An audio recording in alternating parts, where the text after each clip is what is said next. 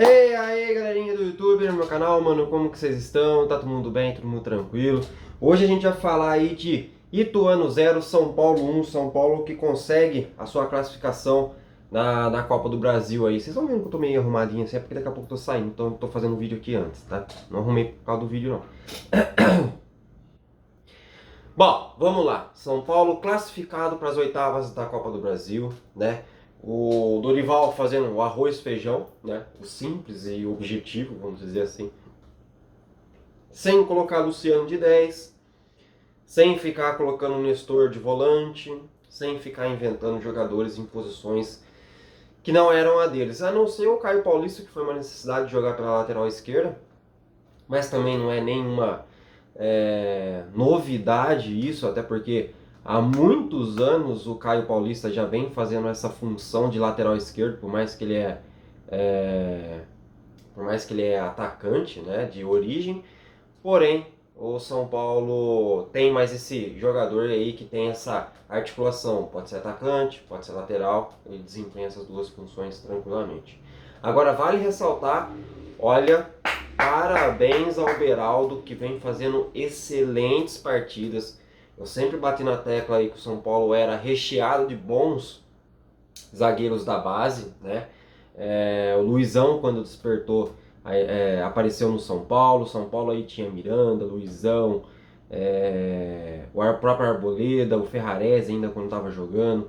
E o Beraldo não tinha lá suas oportunidades de jogo, né? Até mesmo com o próprio Rogério Ceni, ele não era o favorito da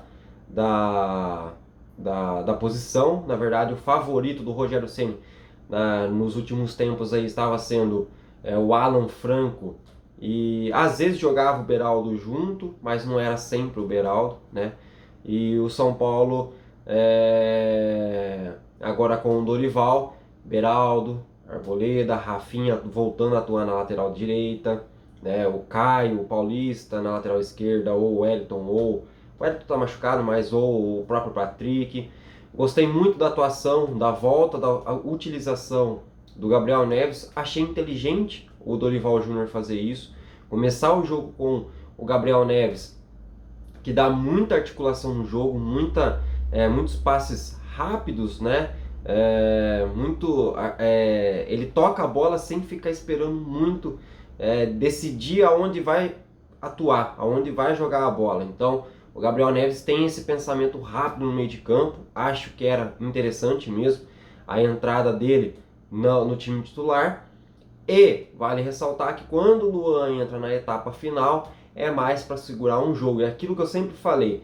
Eu acho que o São Paulo pode jogar facilmente com o Luan, com o Gabriel Neves e o Mendes, os três atuando nesse meio de campo do São Paulo. Obviamente vai ficar um pouco pesado, provavelmente, mas eu soltava o Mendes, soltava o Gabriel Neves e deixava o Luan na contenção, né? Eu gosto muito do Gabriel Neves fazendo essas inversões de jogo, gosto muito do Mendes próximo à área porque ele tem uma boa finalização, tem um bom passe, como o próprio Gabriel Neves tem.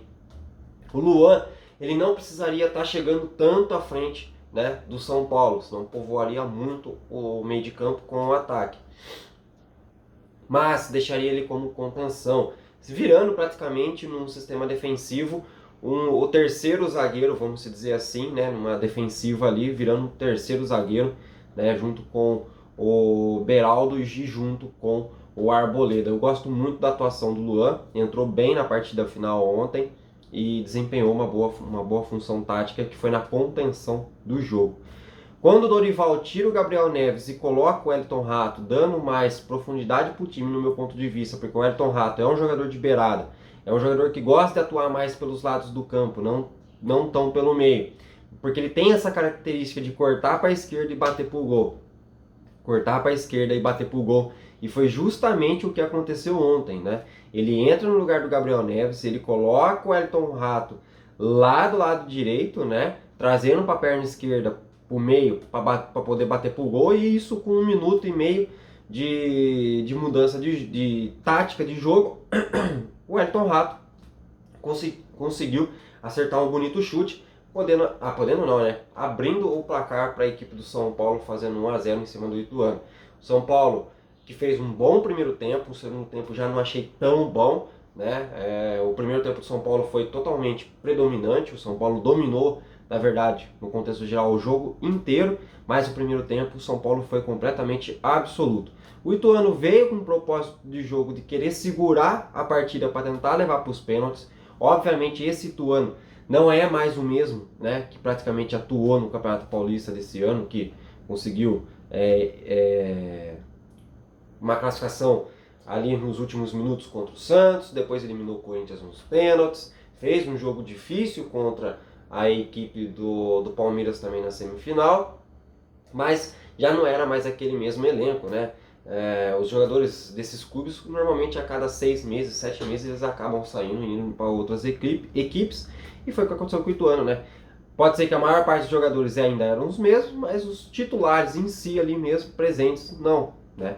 Então por isso que o Ituano talvez tenha vindo com esse propósito de querer segurar o São Paulo, levar para uns pênaltis e quem sabe tentar se garantir nos pênaltis, porque o próprio Gilmar Del Pozo aí, né, o técnico do Ituano, depois que terminou a partida, ele falou: a gente enfrentou um outro São Paulo. Um São Paulo que quando a gente iria sair para jogar com o goleiro, tinha uma marcação alta. Né? Um São Paulo que propõe um jogo, que ataca, que vai para cima, que busca, né, criações criação de lance a gol, né? Tenta criar uma jogada. Coisa que com o Rogério Ceni era basicamente chegava na linha de fundo, cruzava, chegava na linha de fundo, cruzava. Isso que o Dorival ainda tem alguns cruzamentos, é normal, né, do futebol, mas com o Dorival a gente vê, que nem eu falei, o Gabriel Neves tem um bom passe, ele estava muito presente próximo à área ontem. Inclusive acho que ele deu 2 passes para o Rodrigo Nestor, que quase o Nestor conseguiu fazer o gol. Mas, enfim, o São Paulo muda muito a sua característica de jogo, muda muito a sua filosofia de jogo com o Dorival. Né? O São Paulo que ainda tem o Diego Costa para retornar, o Caleri que não jogou ontem, o Galopo que pode retornar. Então o São Paulo tem boa, é que nem eu falei, eu não acho o time do São Paulo ruim. É talvez limitado, mas eu acho que eu prefiro ter um time assim, com esse tipo de jogadores, com um time recheado de estrelas que pode ter panelinha aqui e o time não se conversar, né? O São Paulo lá na época do Aguirre tinha Reinaldo, Diego Souza, Nenê, Bruno Pérez, que era conhecido na época, e não dava liga porque o time era recheado de muita estrelinha e o time não dá liga, não acontece, entendeu? Às vezes acontece, mas às vezes também não acontece. Pegamos o Corinthians hoje, por exemplo, é um time que é recheado de jogadores importantes, nem todos jogam, nem todos ficam felizes e o time não rende porcaria nenhuma. A verdade é essa. Mas é isso. São Paulo classificado para a próxima fase da Copa do Brasil, para as oitavas de final. O São Paulo vai ter um chaveamento aí, né? Vai ter o sorteio de novo da Copa do Brasil. São Paulo que agora sábado joga contra a equipe do Curitiba. Para mim seria lindo o São Paulo conseguir trazer um empate de lá. Para mim seria ótimo se o São Paulo conseguisse pelo menos trazer um empate. A gente sabe que jogar contra o Curitiba lá no Couto Pereira é extremamente difícil. E se o São Paulo conseguir voltar de lá com um empate pelo menos, tá ótimo.